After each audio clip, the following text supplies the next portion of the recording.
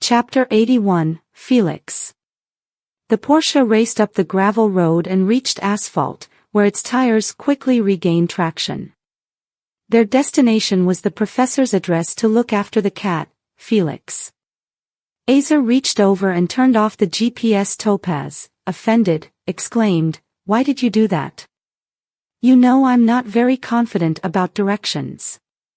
How am I supposed to navigate to our destination now?" Azer responded in a calm tone, "We need to disconnect the car from digital tracking systems. Otherwise, they'll keep sending one blue devil after another after us." Topaz understood Azer's reasoning. Being handicapped without the guidance of GPS, she had no choice but to leave the wheel for Azer. Reluctant to take the passenger seat, she pulled over and engaged the handbrake. Azer stepped out and circled the car. Before settling behind the wheel, he glanced at Berlin's TV tower, using it as the magnetic needle of a compass to keep going in the right direction. As they left the first roundabout, Topaz brought up a topic. "You know, they postulate men are better with directions than women. Have you ever wondered if guide dogs are mostly male or female?" Realizing that discussing gender roles with Topaz might not go well, Azer decided to keep it neutral.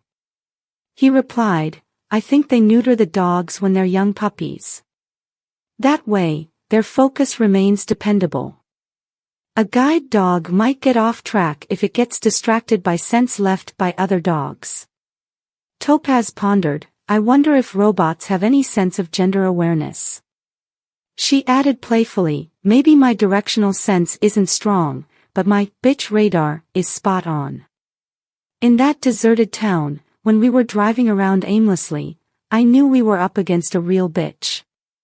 Azer sensed Topaz's fiery attitude might stem from her insecurity, especially since she had faced off against the physically and mentally superior Blue Devil.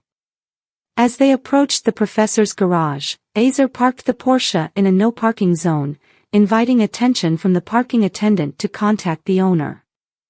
The BMW Cruiser motorcycle was still in the garage when he lifted the port. Topaz noticed a raincoat hanging on the hook. She put it on and dusted off the seat of an old armchair. Sinking into it, she sighed, "I'm so tired. Can't you go and see if the cat is all right? I'll wait here." Azer was heading to the back door when Topaz added, "It shouldn't take you more than a few minutes, right?"